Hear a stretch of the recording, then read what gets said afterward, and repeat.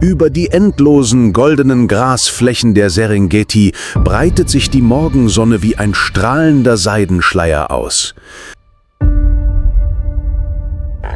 Hinter dieser friedlichen Szene jedoch ist das gesamte Ökosystem in ein unerbittliches Drama ums Überleben verwickelt, in dem Geschwindigkeit, Kraft und List darüber entscheiden, wer leben und wer sterben wird.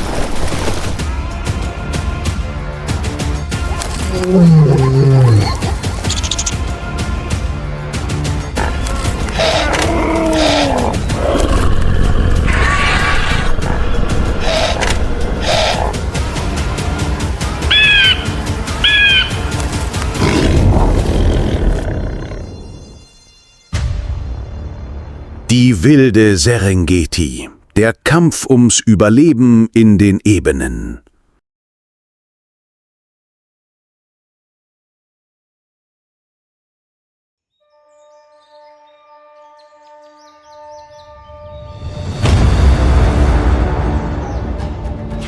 Zwischen dem trockenen, brusthohen Gras gleitet ein schlanker, goldener Schatten dahin. Es ist der Gepard, das schnellste Raubtier der Welt. Sein Körper ist ein Meisterwerk der Geschwindigkeit. Ein leichtes Skelett, eine Wirbelsäule, die so flexibel wie eine Stahlfeder ist, und lange Oberschenkel, die ihm Schritte von bis zu 7 Metern ermöglichen. In nur wenigen Sekunden kann er von 0 auf 95 km/h beschleunigen, ein Rekord, den kein anderes Landtier erreicht. Aber Geschwindigkeit ist ein zweischneidiges Schwert. Da seine Ausdauer begrenzt ist, muss der Gepard die Verfolgung schnell beenden oder sich geschlagen geben. Die Mutter bleibt neben ihrem Jungen stehen, die sich an ihren Beinen festklammern. Die erst wenige Wochen alten Jungtiere haben ein silbergraues Fell auf dem Rücken, das sie im welligen Gras tarnt und ihre zerbrechlichen Körper vor den Augen von Raubtieren verbirgt. Sie sind wie Funken, die kurz davor sind zu entzünden, aber vorerst brauchen sie die Wärme und den Schutz der einzigen Geschwindigkeitsmaschine der Familie. Mittags glänzt die Serengeti wie ein Meer aus Feuer unter der sengenden Sonne. Am Rande einer Lichtung bleibt die Gazelle stehen, die Ohren gespitzt.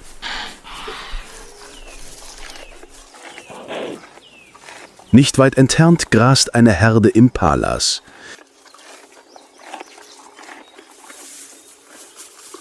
Ihre schlanken Körper, ihr samtiges rotbraunes Fell und ihre wachsamen Augen mustern ständig ihre Umgebung. Die schnellen und eleganten Impalas, die 3 Meter hoch springen und sich in der Luft drehen können, sind schwer zu erlegende Beute.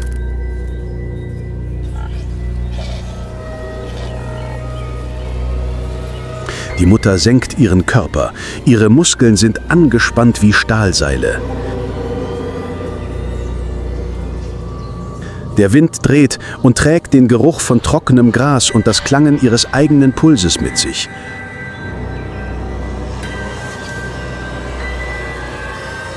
Die Entfernung verringert sich auf 60 Meter. Dies ist der Moment der Wahrheit in der Welt der Geparden. Eine Explosion der Bewegung.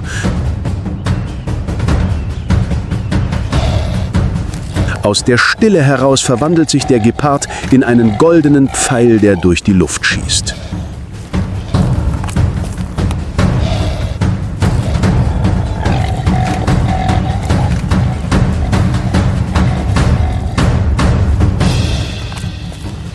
Augenblicke später kehrt die Stille zurück, nur unterbrochen vom keuchenden Atem des Siegers.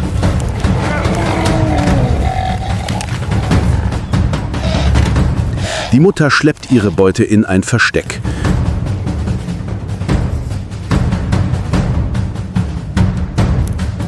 In der Serengeti läuft sie jede Minute Gefahr, von lauernden Aasfressern beraubt zu werden.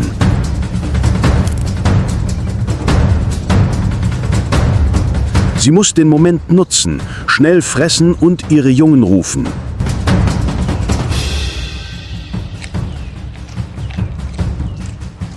Das heutige Mahl ist eine rare Belohnung nach vielen Misserfolgen. Eine Gelegenheit für die kleinen Funken, noch heller zu leuchten.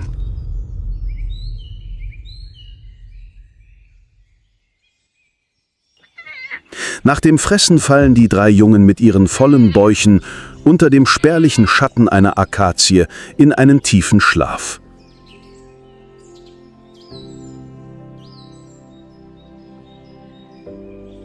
Die Mutter bleibt wachsam und lauscht mit gespitzten Ohren auf jedes Geräusch, das von der Ebene herüberweht.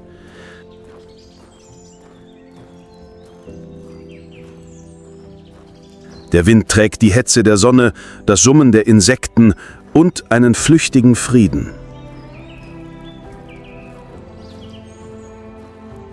In diesem kurzen Moment genießt die Familie das räteste Luxus der Serengeti: Sicherheit.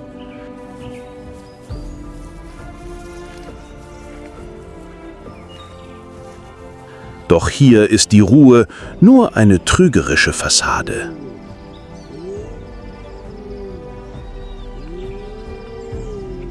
Vom Horizont her hallt ein erschreckendes Geräusch herüber. Ein groteskes, spöttisches Lachen. Es ist keine Freude, sondern die Ansage der Herrscher der Schatten, der Tüpfelhyänen, Crocota crocota.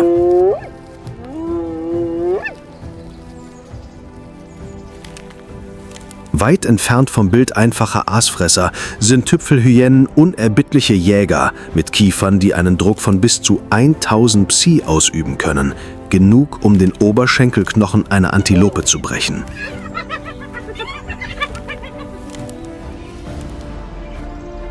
Ihre muskulösen Körper, ihre säulenartigen Hälse und ihre geneigten Rücken, die durch ihre längeren Vorderbeine verursacht werden, verleihen ihnen Gleichgewicht bei der Verfolgung und eine verheerende Kraft, um ihre Beute zu Fall zu bringen.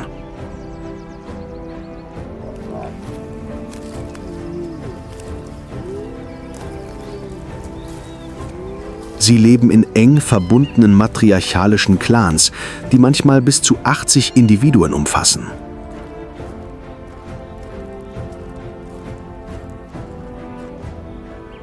In dieser Welt leiten die Weibchen die Jagden, teilen die Beute und entreißen den anderen das Futter, wenn sich die Gelegenheit bietet.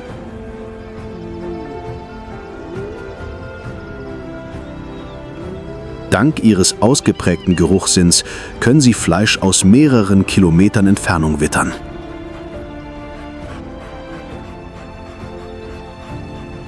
Für einen einsamen Geparden ist dieses beunruhigende Lachen eine Warnung. Die Beute, die er mühsam erlegt hat, könnte ihm jeden Moment gestohlen werden.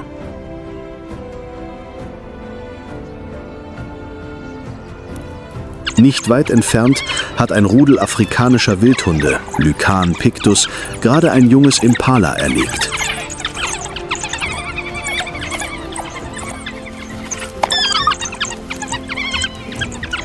Mit ihrer unübertroffenen Ausdauer und ihrer makellosen Teamarbeit weisen sie die höchste Erfolgsquote bei der Jagd aller Raubtiere in der Serengeti auf.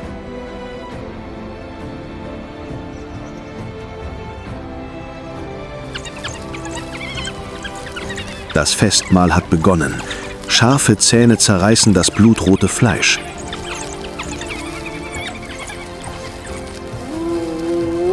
Aber das erschreckende Lachen durchdrang die Luft.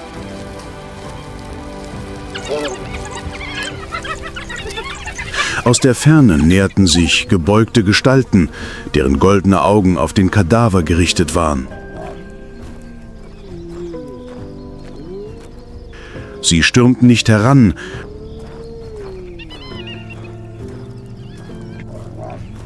sondern verteilten sich umzingelten ihn, ihr Lachen eine unverkennbare Sprache der Drohung und Provokation. Die Wildhunde knurrten und sträubten ihr Fell. Sie wussten, dass sie es mit hartnäckigen und rücksichtslosen Feinden zu tun hatten.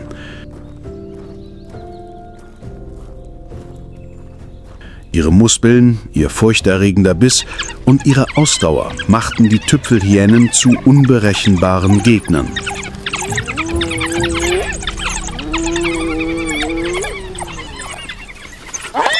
Eine Hyäne sprang vor, schnappte sich ein noch herunterhängendes Stück Fleisch und riss es aus dem Schutzkreis der Wildhunde heraus.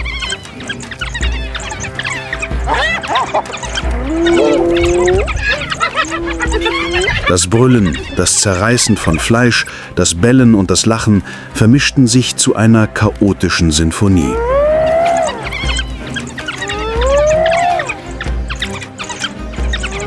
Innerhalb weniger Minuten hatten die körperliche Überlegenheit und die Umzingelungstaktik die Wildhunde zum Rückzug gezwungen und den Aasfressern den Rest des Kadavers überlassen.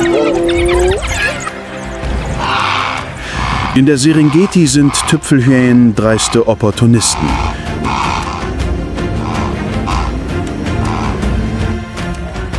Sie können agile Rudel von Wildhunden herausfordern und sogar den Löwen, die die Graslandschaften beherrschen, gegenübertreten.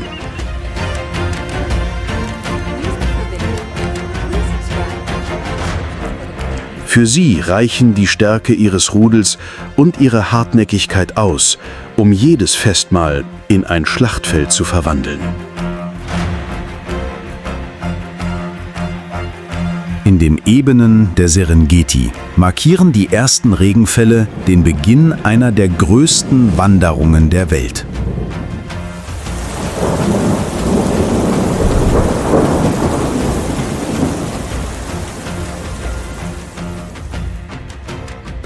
Mehr als 1 Million Gnus, Conochetes taurinus, begleitet von Hunderttausenden von Zebras, Equus quagga und Gazellen, bilden einen lebenden Fluss, der in endlosen Kreisen durch Tansania und Kenia fließt, auf der Suche nach frischem Gras. Von oben sehen sie aus wie ein dunkler, unaufhaltsamer Strom, der durch ein goldenes Meer aus Gras fließt. Jedes einzelne Tier wird von einem Urinstinkt angetrieben. Sich fortbewegen, fressen, überleben. Sich fortpflanzen. Aber diese Reise ist kein einfacher Langstreckenlauf, sondern eine Frage von Leben und Tod. Entlang des Weges werden Flüsse zu tödlichen Engpässen.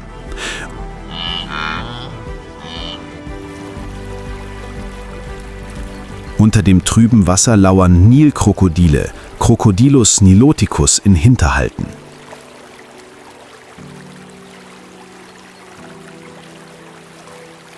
An den Ufern warten Löwen, Geparden und Hyänen auf ihre Chance.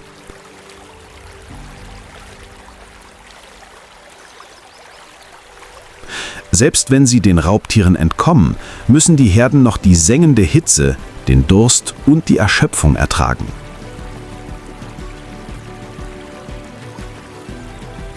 Für die Raubtiere der Serengeti ist dies die Zeit des Überflusses.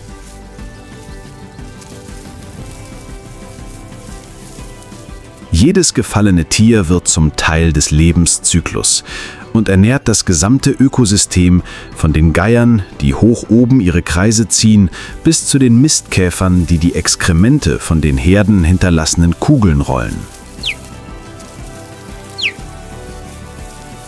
Inmitten dieses großen Spektakels finden auch die Gepardenmutter und ihre Jungen ihren Platz im Rhythmus des Lebens.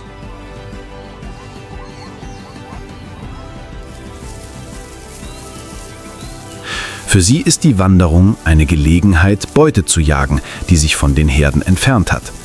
Aber es ist auch eine Zeit der Gefahr, da überall Feinde lauern.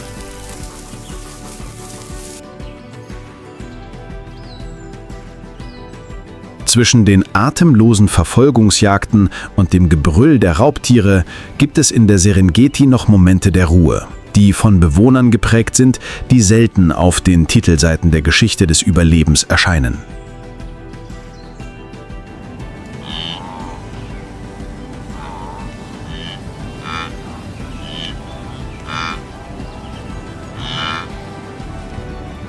Über die offenen Grasflächen schreitet der Strauß Struthio camelus, der größte Vogel der Welt, elegant mit seinen langen, kräftigen Beinen, die wie riesige Hebel wirken.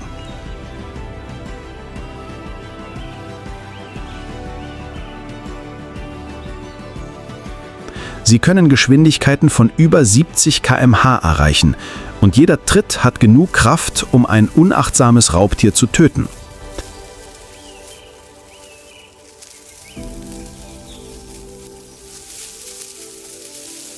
Mit ihren großen, dunklen Augen, die von langen Wimpern umrahmt sind, können Sträuße Gefahren schon von weitem erkennen und fungieren so als lebende Wachtürme für die grasenden Herden.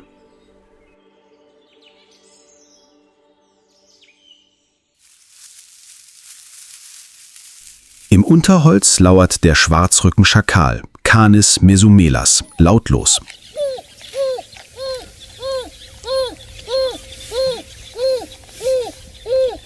Obwohl sie nicht so stark wie Löwen und nicht so schnell wie Geparden sind, ermöglichen ihnen ihre Gerissenheit und Anpassungsfähigkeit, selbst die härtesten Jahreszeiten zu überstehen.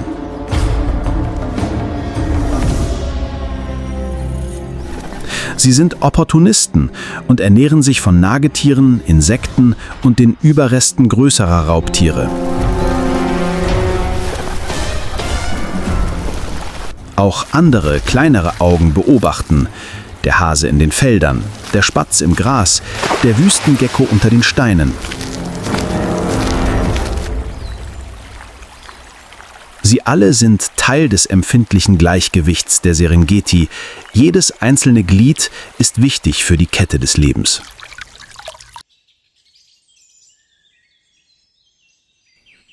Im hohen Gras nahe dem Flussufer ruht eine Löwenfamilie im Schatten einer alten Akazie. Die Löwinnen strecken sich und wedeln träge mit dem Schwanz.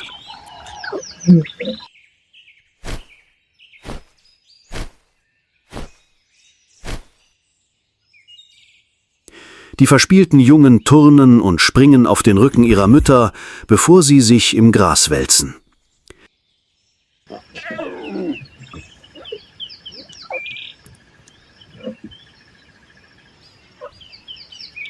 Nicht weit entfernt liegt ein erwachsenes Männchen abseits, seine goldene Mähne wie eine Krone, die Augen halb geschlossen, aber die Ohren beweglich beim geringsten Geräusch, das auf der Ebene zu hören ist.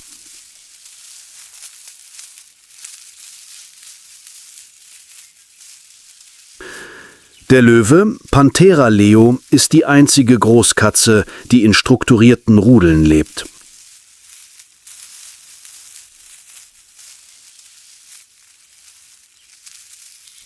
Jede Familie kann mehrere Männchen, mehrere Weibchen und ihre Jungen umfassen, die eine Einheit bilden, um gemeinsam zu jagen und das Revier zu verteidigen.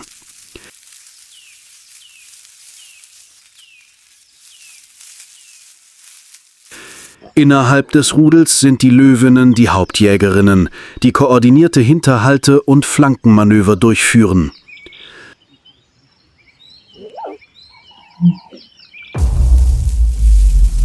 Als die Luft in der Abenddämmerung kühler wird, kommt Bewegung in die Gruppe.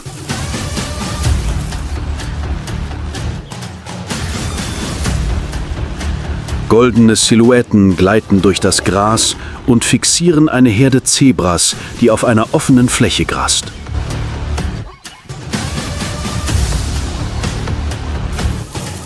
Die Löwen nähern sich.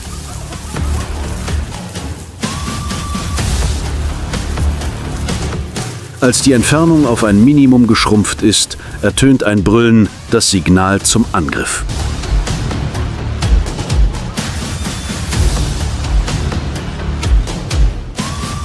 Die Zebraherde zerstreut sich in Panik Aber ein Zebra bleibt zurück.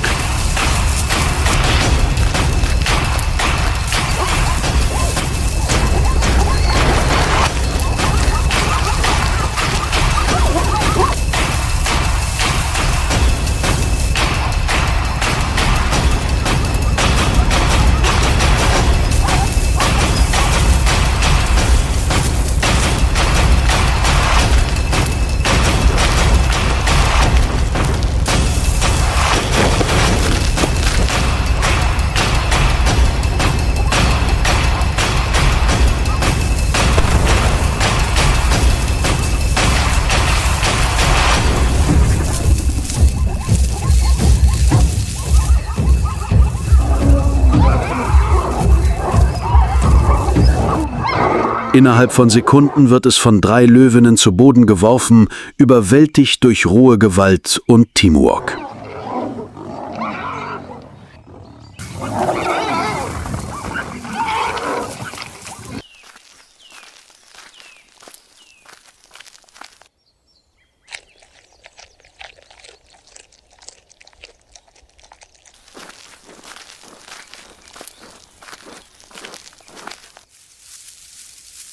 In den Ebenen der Serengeti leben selbst Könige wie Löwen nicht allein.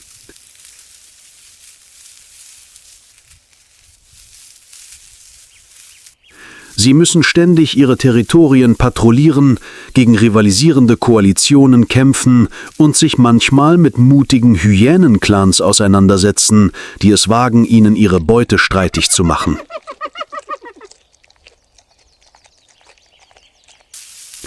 Doch im glühenden Schein der untergehenden Sonne genießt diese Herde die Belohnung ihrer Jagd und erfreut sich einer kurzen Ruhepause im endlosen Kreislauf von Leben und Tod.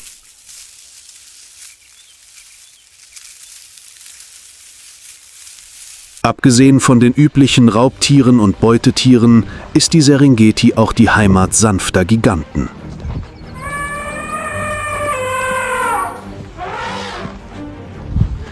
Am Horizont schreitet eine Herde afrikanischer Elefanten mit festem Schritt voran und versenkt jeden Fußabdruck in der trockenen Erde.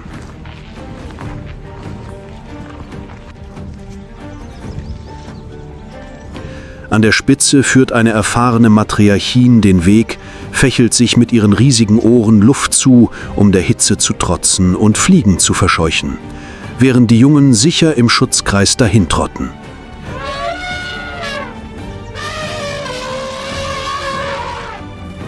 Im hohen Gras versammeln sich Kaffernbüffel in großen Gruppen, ihre gebogenen glänzenden Hörner und wachsamen Augen ständig die Umgebung absuchend.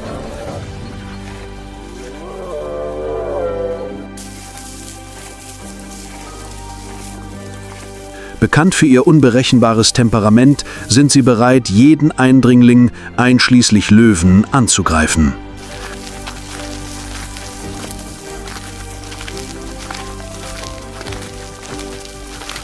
Weit entfernt schreiten Giraffen mit eleganten hohen Schritten voran, den Hals zu den Kronen der Akazienbäume, um die besten frischen Blätter zu pflücken.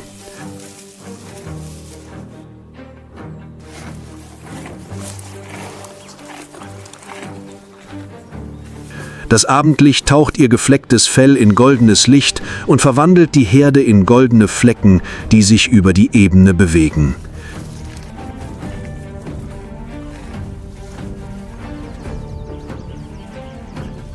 Über ihnen fliegen Schwärme von Flamingos in eleganten Formationen, deren Flügel im Sonnenlicht rosa schimmern.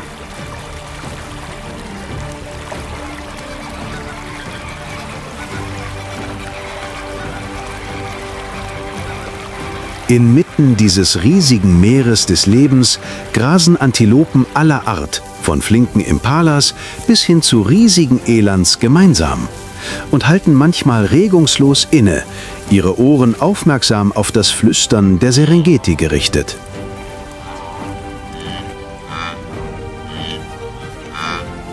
Zusammen weben sie einen lebendigen Teppich, in dem jedes Lebewesen, ob groß oder klein, ein unverzichtbarer Teil des Ganzen ist.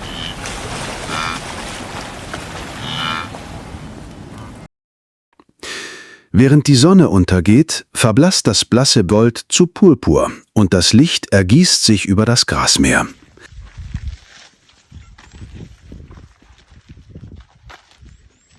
Die Schatten von Elefanten, Büffeln, Giraffen und Antilopen verlängern sich über dem Land und vermischen sich mit dem Atem des Windes, dem Gesang der Vögel und den festen Schritten der wandernden Herden.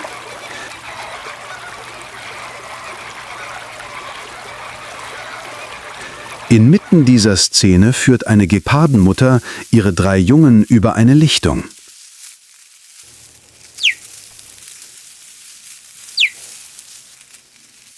Die langen Strapazen des Tages, die Jagd, die Flucht vor Rivalen und der Schutz ihrer Jungen haben ihre Kräfte erschöpft. Aber ihre Augen leuchten weiterhin intensiv und ihre Ohren sind aufmerksam auf jedes Geräusch der Ebene gerichtet. An ihrer Seite laufen die nun gut genährten kleinen Lebewesen etwas sicherer, bleiben aber weiterhin dicht bei ihrer Beschützerin.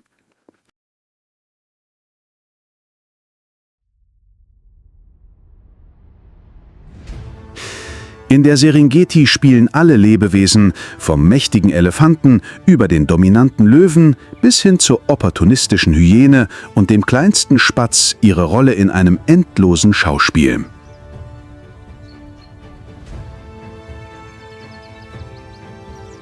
Der Tod des einen nährt viele andere.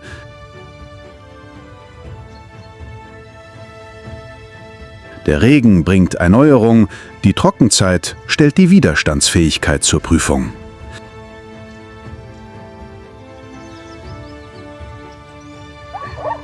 Morgen werden die Verfolgungen, die Feste und die Wanderungen weitergehen, wie sie es seit Tausenden von Jahren tun.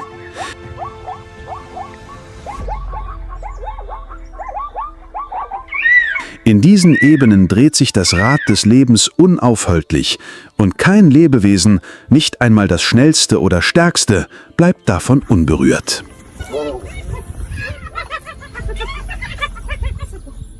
Die Serengeti ist nicht nur ein lebendiges Gemälde, in dem Millionen von Lebewesen zusammenleben, sondern auch ein Zeugnis des empfindlichen Gleichgewichts der Natur.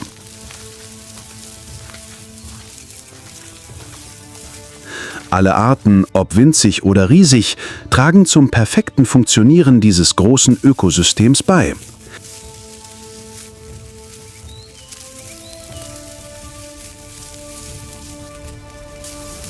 Geparden brauchen weite Grasflächen, um ihre Schnelligkeit ausleben zu können, und reichlich Antilopenherden, um ihre Jungen aufzuziehen.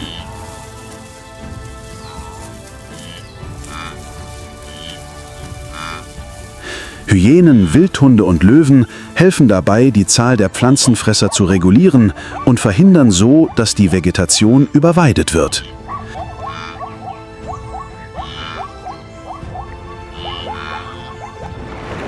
Elefanten bahnen sich Wege durch das Gestrüpp, schaffen Wasserstellen und erleichtern so unzähligen Arten den Zugang.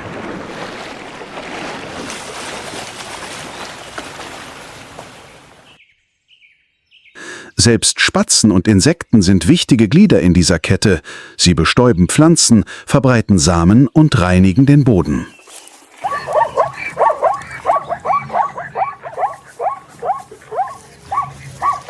Dieses Gleichgewicht ist jedoch zunehmend bedroht.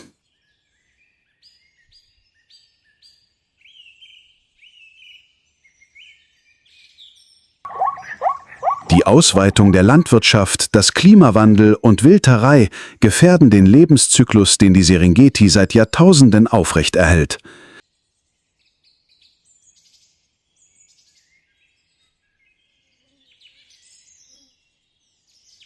Wenn ein Glied entfernt wird, kann die ganze Kette des Ökosystems zusammenbrechen.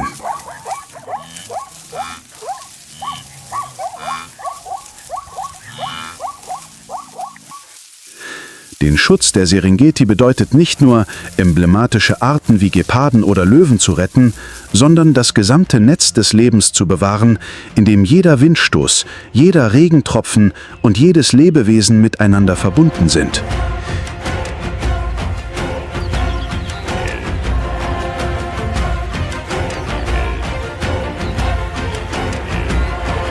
Jede unserer Handlungen, von der Reduzierung der Nachfrage nach Produkten aus Wildtieren bis hin zur Unterstützung von Naturschutzprojekten und der Aufklärung künftiger Generationen, trägt dazu bei, dass die Serengeti ihr ewiges Lied des Lebens weiter singen kann.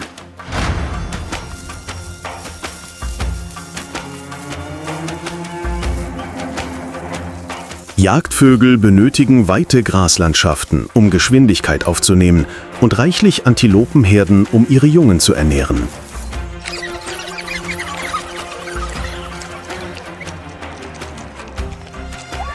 Hyänen, Wildhund und Löwen tragen dazu bei, die Zahl der Pflanzenfresser zu kontrollieren und verhindern so eine Überweidung der Vegetation.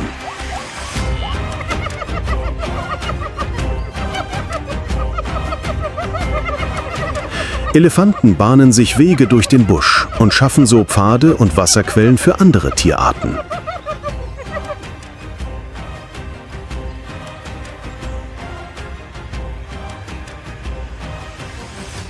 Selbst Spatzen und Insekten sind unverzichtbare Glieder in dieser Kette, da sie zur Bestäubung, zur Verbreitung von Samen und zur Reinigung der Umwelt beitragen.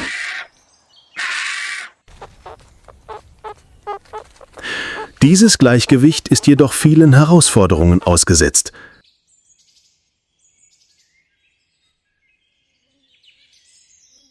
Die Ausweitung der Landwirtschaft, der Klimawandel und die Wilderei bedrohen den Kreislauf, den die Serengeti seit Tausenden von Jahren aufrechterhält.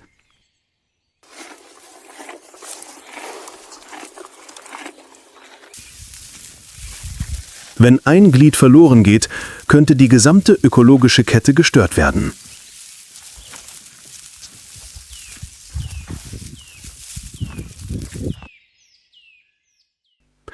Beim Schutz der Serengeti geht es nicht nur darum, berühmte Arten wie Geparden und Löwen zu retten, sondern auch darum, das gesamte Netz des Lebens zu schützen, in dem jeder Hauch, jeder Regentropfen und jedes Lebewesen miteinander verbunden sind.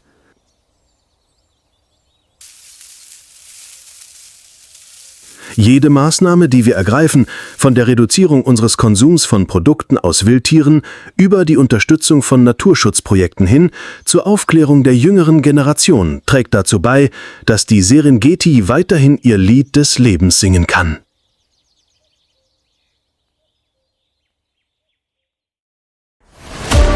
In der abgeschiedenen Welt Madagaskars und der Wildnis Afrikas existieren so unterschiedliche Lebewesen wie Fossa, Erdmännchen oder AI nicht nur nebeneinander, sondern kämpfen, passen sich an und entwickeln sich auf ihre eigene Weise weiter.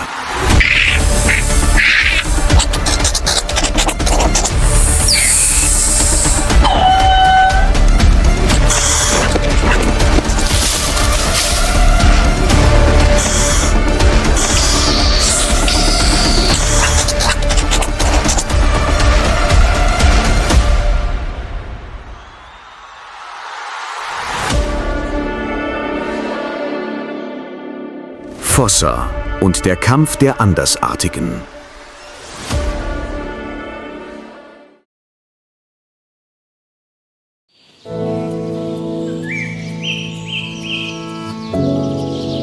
Millionen Jahre evolutionärer Isolation haben Madagaskar, eine abgelegene Insel im Indischen Ozean, zu einem Ort gemacht, an dem die Natur einzigartig ist.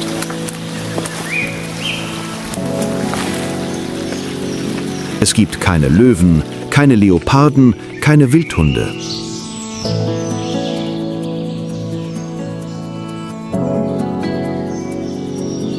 Aber inmitten des dichten Dschungels gibt es dennoch einen Spitzenprädator, den Fossa, den Phantom der Urwälder.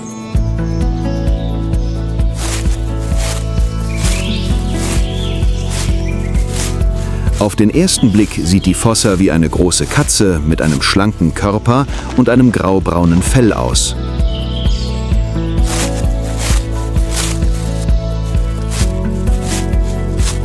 Aber in Wirklichkeit ist sie weder eine Katze noch ein Marder.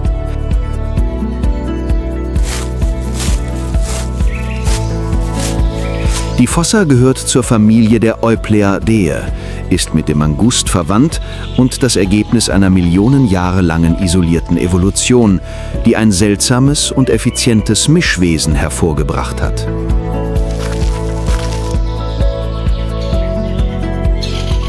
Mit einem Körperlänge von bis zu 80 cm, einem fast körperschlangenlangen Schwanz, der ihm beim Klettern das Gleichgewicht hält, einziehbaren Klauen und einem geschmeidigen Körper kann die Fossa bis zu 6 Meter weit von Ast zu Ast springen.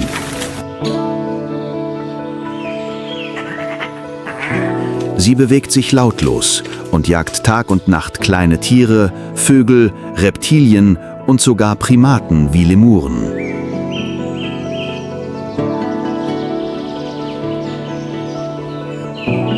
Besonders auffällig sind die Geschlechtsorgane der weiblichen Fossage, die in der Welt der Säugetiere sehr selten sind.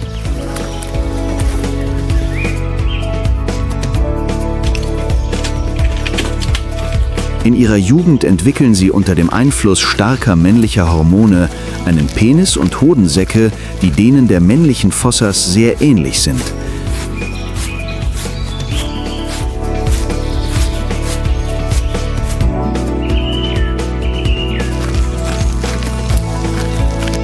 Dieses Phänomen soll dazu dienen, Belästigungen durch Männchen zu minimieren und weiblichen Fossas unnötige Konflikte zu ersparen, bevor sie geschlechtsreif sind.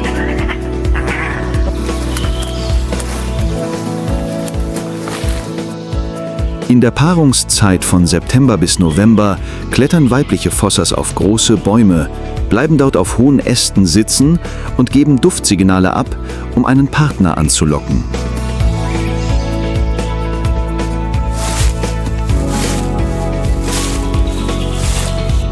Eine Reihe von Männchen kommt herbeigeeilt und konkurriert mit Ausdauer um die Gunst der Weibchen.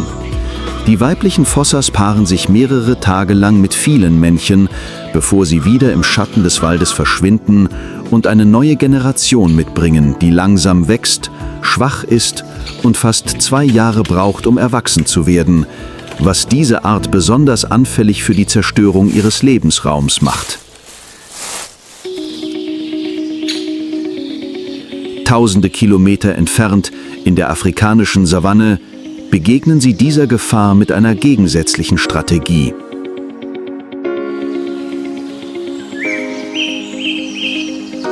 Tausende Kilometer entfernt auf den öden Grasflächen Afrikas, wo die Erde unter der sengenden Sonne rissig wird und große Raubtiere in der Dunkelheit lauern, bewegt sich ein kleines, aber mutiges Tier unerschrocken voran, der Mangust, der ebenso wie die Fossa auf weit zurückreichende Vorfahren zurückgeht.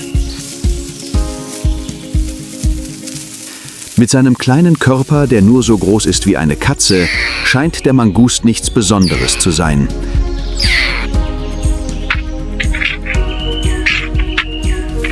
Aber in diesem Körper verbirgt sich eine Reihe von biologischen Eigenschaften, die sich entwickelt haben, um in dieser Hölle der Natur zu überleben.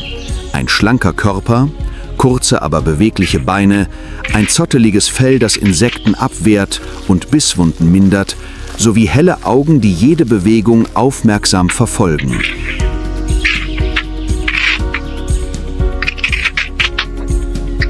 Sein extrem empfindlicher Geruchs- und Gehörsinn sind seine wichtigsten Waffen, um inmitten seiner Feinde zu überleben.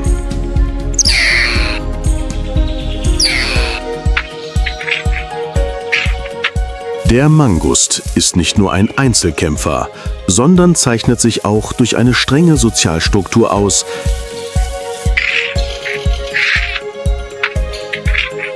Er lebt in großen Rudeln, bei denen die Mitglieder bei der Jagd zusammenarbeiten, sich bei der Bewachung abwechseln und gemeinsam die Jungen aufziehen. So entsteht eine kleine Gesellschaft, die von Instinkt und natürlicher Disziplin geprägt ist. Was den Mangust jedoch zum kleinen Krieger der Savanne macht, ist nicht seine Anzahl oder seine Taktik, sondern seine atemberaubende Hartnäckigkeit.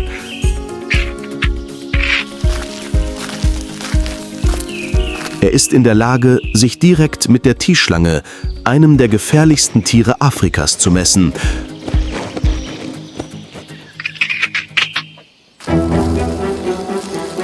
Ein Grashalm bewegt sich leicht. Daraus schlittert eine Tischschlange hervor. Ihr Körper ist schwarz glänzend, ihre Augen sind kalt und unbeweglich.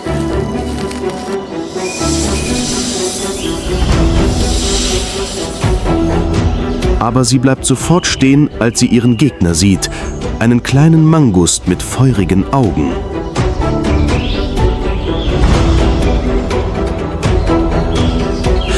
Die Schlange bläht sich auf und stößt einen drohenden Schrei aus.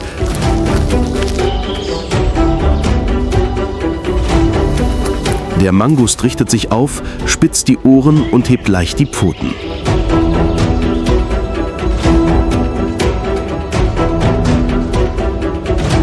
Beide verharren regungslos, angespannt wie ein Bogen.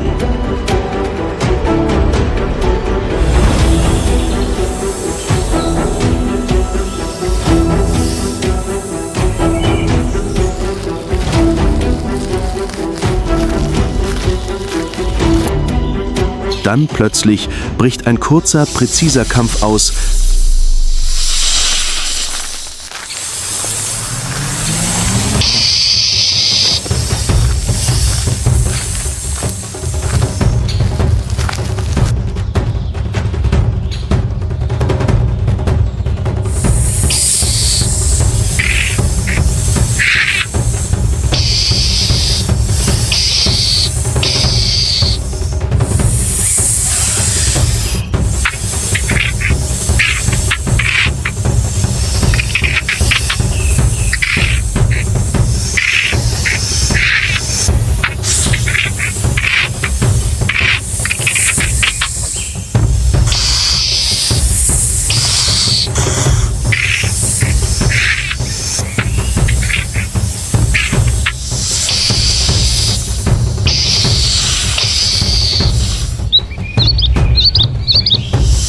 Der mit dem Tod der Schlange endet.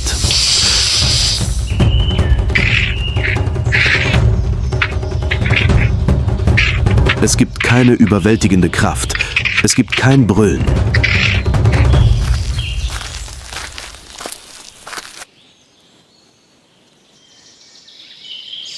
Nur Geschwindigkeit, Waghalsigkeit und kalter Überlebensinstinkt haben diesen kleinen Tieren geholfen, Millionen von Jahren im Schatten der größten Raubtiere des Planeten zu überleben.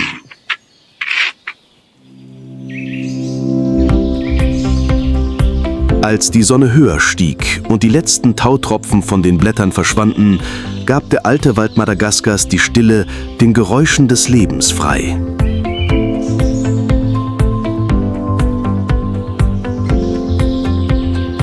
Auf den warmen Felsvorsprüngen, im sanften Sonnenlicht, saßen eine Gruppe Ringelschwanzaffen, Lemur Kata, mit geradem Rücken, die Arme weit ausgebreitet und das Gesicht der Sonne zugewandt, wie kleine Meditationsmeister, die die Energie des neuen Tages in sich aufnahmen. Jeden Morgen, wenn die ersten Sonnenstrahlen durch das Blätterdach durchdringen, versammeln sich die Kata-Lemuren auf Felsvorsprüngen oder freien Flächen, sitzen aufrecht, strecken die Arme aus und lassen ihre schwarz-weiß gestreiften Schwänze lang hängen.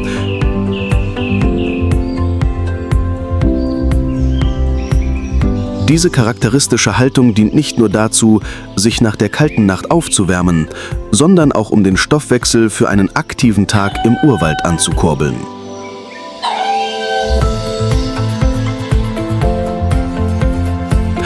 In den Hochländern im Süden Madagaskars, wo die Nachttemperaturen stark sinken können, ist das Sonnenbaden am Morgen eine lebenswichtige Notwendigkeit.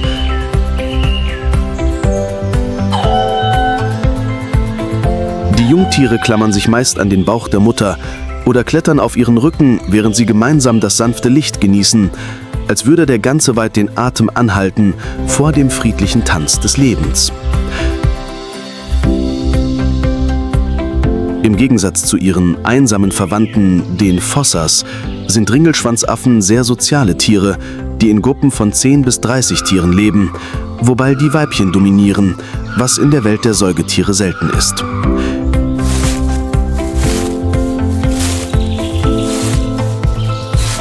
Jede Gruppe hat ihr eigenes Revier, und ein komplexes Kommunikationssystem, das aus Läuten, Gerüchen und Körpersprache besteht.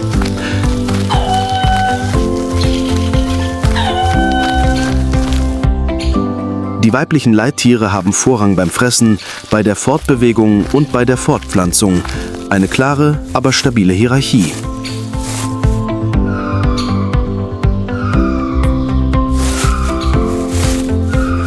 Das auffälligste Merkmal dieser Art ist ihr langer, schwarz-weiß gestreifter Schwanz, der wie ein Bonbon aussieht und nicht zum Klettern dient, sondern dazu, den Kontakt zu Artgenossen aufrechtzuerhalten, wenn sie sich durch dichte Wälder oder niedrige Büsche bewegen.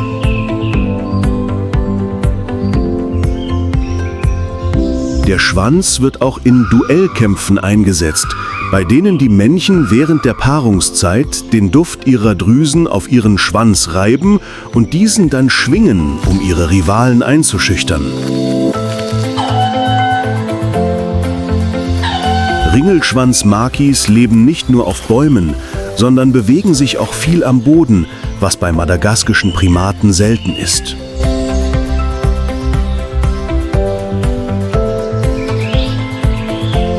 Sie sind Allesfresser und ernähren sich von Früchten, Blättern, Blüten und kleinen Insekten, wodurch sie sich an viele verschiedene Lebensräume anpassen können, von trockenen Tropenwäldern bis hin zu kargen Felsregionen.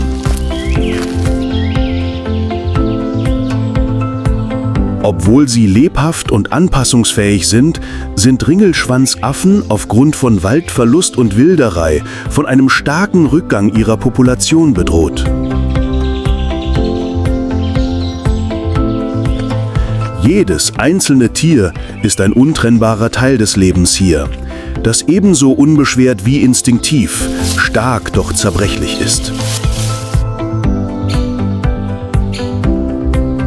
Inmitten der riesigen Affenbrotbäume und windgepeitschten Baumkronen hallen die schrillen Rufe und Sprünge des Ringelschwanzgibbons wie der Herzschlag des uralten Waldes wider und erinnern uns daran, dass die Natur, egal wie wild sie ist, gehört und geschützt werden muss. Als der Morgen in Madagaskar noch im Nebel schlummerte, durchdrang plötzlich ein lautes Geräusch die Stille.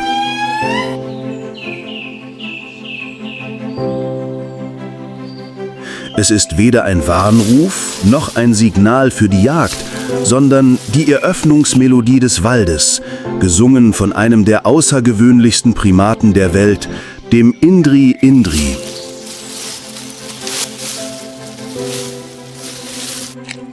Der Indri ist der größte Lemur und zeichnet sich durch sein schwarz-weißes Fell und seine kräftigen Beine aus, mit denen er bis zu 10 Meter weit zwischen den Ästen springen kann. Im Gegensatz zu vielen anderen Arten leben sie ausschließlich auf Bäumen, in monogamen Familienverbänden, die äußerst eng verbunden und loyal sind.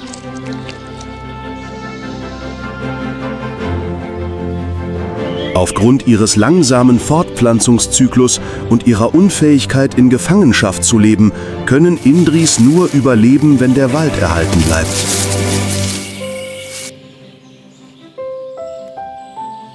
Jedes ihrer Rufe ist eine Reviermarkierung, eine familiäre Kommunikation und zugleich eine letzte Mahnung des alten Waldes, der immer weiter verschwindet.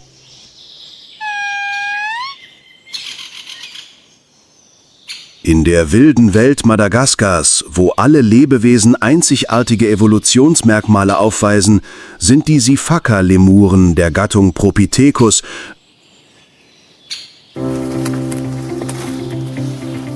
nicht nur wegen ihres schneeweißen Fells und ihrer leuchtend gelben Augen eine lebende Legende, sondern auch wegen ihrer seltsamen Fortbewegungsweise, die wie ein Tanz in der Realität wirkt.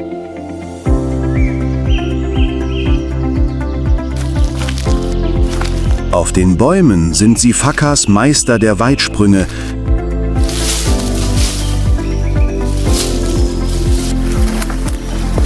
die sie bis zu 10 Meter zwischen den Baumkronen zurücklegen können, wobei sie sich mit ihren langen Armen und flexiblen Füßen fest an den Ästen festhalten.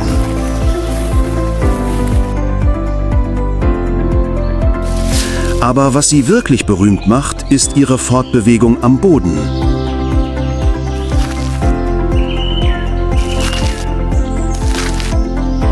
Im Gegensatz zu meisten Primaten, die auf allen Vieren krabbeln, bewegen sich Siphakas auf 2 Beinen, stehen aufrecht und springen seitwärts wie Balletttänzer.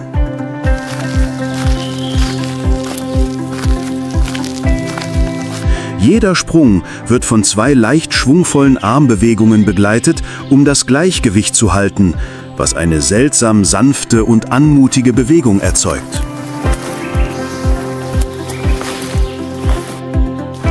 Im Sonnenlicht, das auf den trockenen Waldboden fällt, gleiten ihre Schatten im Rhythmus einer alten Tanzform, die ebenso anmutig wie auch voller Überlebensinstinkt ist.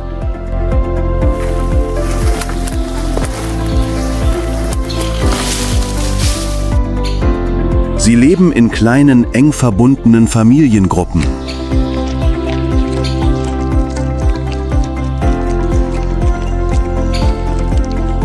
Siphakas kommunizieren mit einem Schiff-Ak-Ruf, der auch der Ursprung des Namens dieser Tierart ist.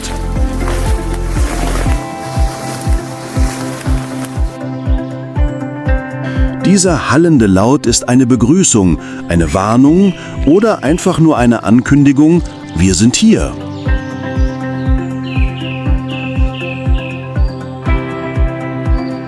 Siphakas ernähren sich hauptsächlich von Blättern, Blüten, Früchten und Rinde, wodurch sie stark vom Ökosystem des alten Waldes abhängig sind.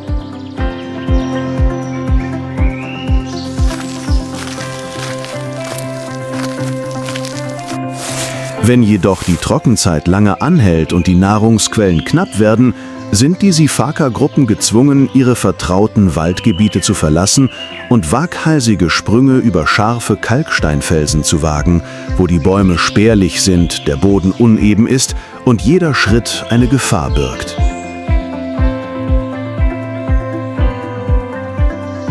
Unter diesen Bedingungen sind Weitsprung und Gleichgewichtssinn überlebenswichtig.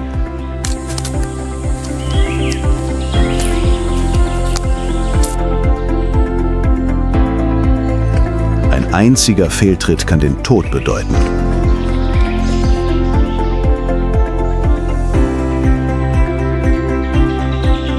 So anmutig und fast komisch ihre Bewegungen auch sind, vermitteln Siphakas doch eine ernste Botschaft. Einzigartigkeit kann nur dann bestehen,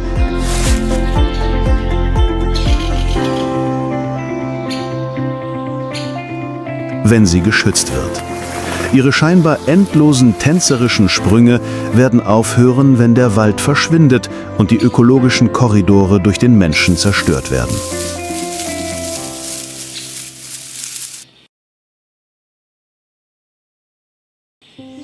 Wenn die Dämmerung hereinbricht und das letzte Licht zwischen den Bäumen Madagaskars verschwindet, beginnt sich eine seltsame Gestalt auf den hohen Ästen zu bewegen.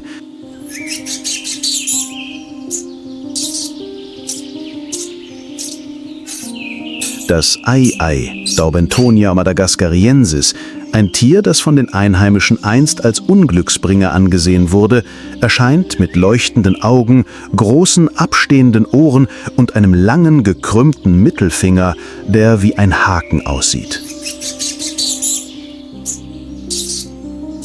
Obwohl es zur Familie der Primaten gehört, wird das Ai-Ai aufgrund seines Aussehens oft mit einem Nagetier oder einer Fledermaus verwechselt.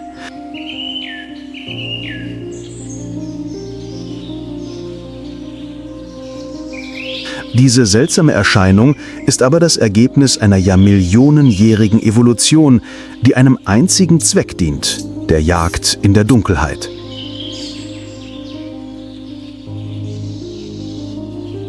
Nachts bewegt sich das Ai-Ai lautlos durch die Baumkronen und klopft mit seinem Mittelfinger ununterbrochen auf den Baumstamm, um den hohlen Klang der darin versteckten Insekten zu hören. Eine einzigartige Jagdtechnik in der Welt der Primaten, ähnlich der Echoortung von Fledermäusen.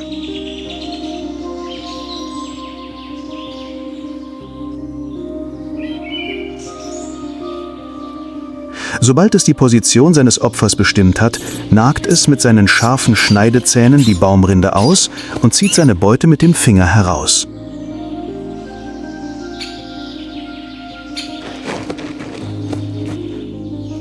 Da sie einzeln leben, nachtaktiv sind und aufgrund ihres ungewöhnlichen Aussehens oft missverstanden werden, sind Aye-Ayes zu einem Symbol von Geheimnis und Seltsamkeit geworden und ein unverzichtbarer Teil der vielfältigen evolutionären Bilder von Madagaskar.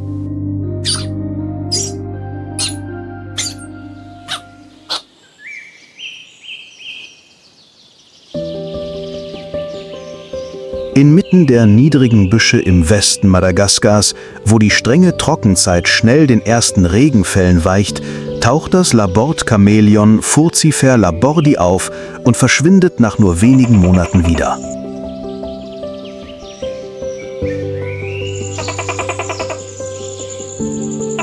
Sie sind nicht nur bekannt dafür, ihre Fähigkeit, ihre Farbe zu ändern, um sich zu kommunizieren, zu tarnen und ihre Körpertemperatur zu regulieren. Sie überraschen die Wissenschaftler auch mit der kürzesten Lebensspanne aller Wirbeltiere, weniger als ein Jahr.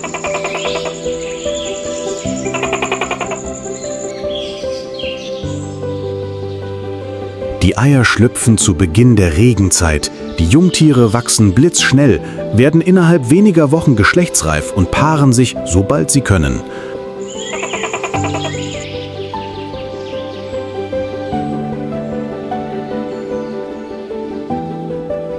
Nach der anstrengenden Fortpflanzungszeit stirbt die gesamte erwachsene Generation und nur die Eier bleiben auf dem Boden liegen, um auf die nächste Regenzeit zu warten und diesen seltsamen Lebenszyklus zu wiederholen.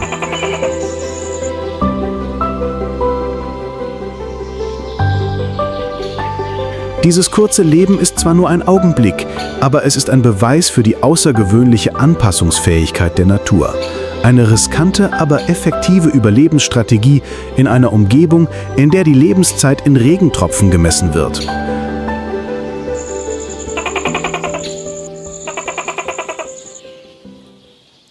Aus dem kühlen Schatten der Wälder Madagaskars tauchen allmählich die Hitzewellen auf, die über die rissige Erde der Kalahari-Wüste wogen.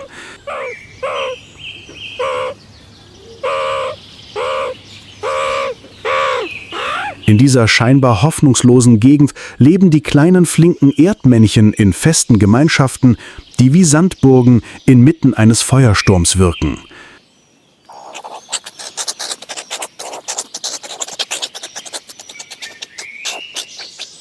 Die Erdmännchen sind eine voll entwickelte Gesellschaft. Sie haben Wachen, Jäger und Kinderbetreuer, die alle instinktiv und diszipliniert zusammenarbeiten.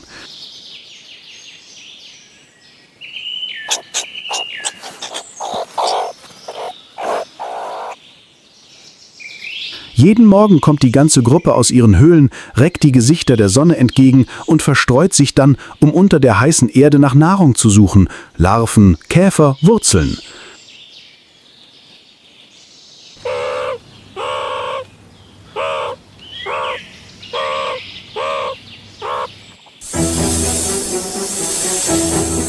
Aber heute droht Gefahr aus dem Sand.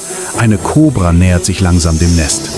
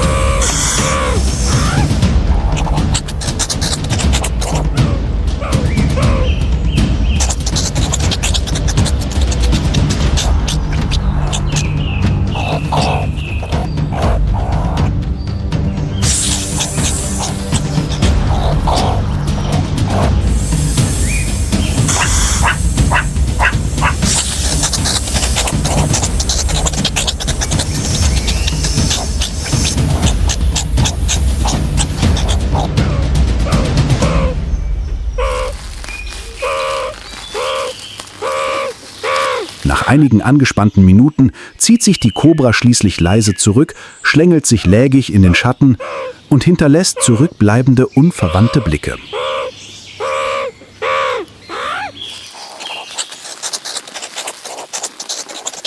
Meerkatzen gewinnen nicht durch Kraft, sondern durch Strategie, Mut und einen Zusammenhalt, der so scharf ist wie ihre Krallen.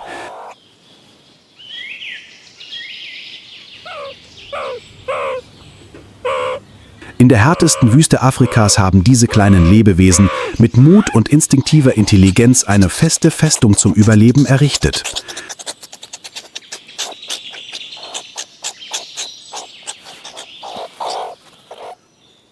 Von den stillen Fossas im Urwald bis zu den sonnenbadenden Lemuren, bis zu den gewagten Sprüngen der Sifakas und den cleveren Umzingelungen von Erdmännchen ist jedes Lebewesen ein Meisterwerk der Evolution, das dank seines Instinktes, seiner Anpassungsfähigkeit und seiner Verbundenheit mit der Umwelt überlebt.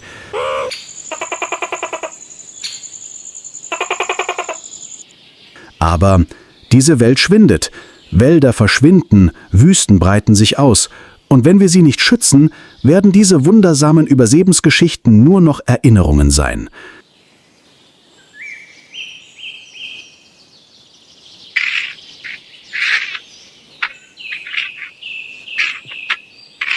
Naturschutz bedeutet nicht nur eine Art zu erhalten, sondern auch die Vielfalt, Schönheit und Geheimnisse des Lebens auf diesem Planeten zu bewahren.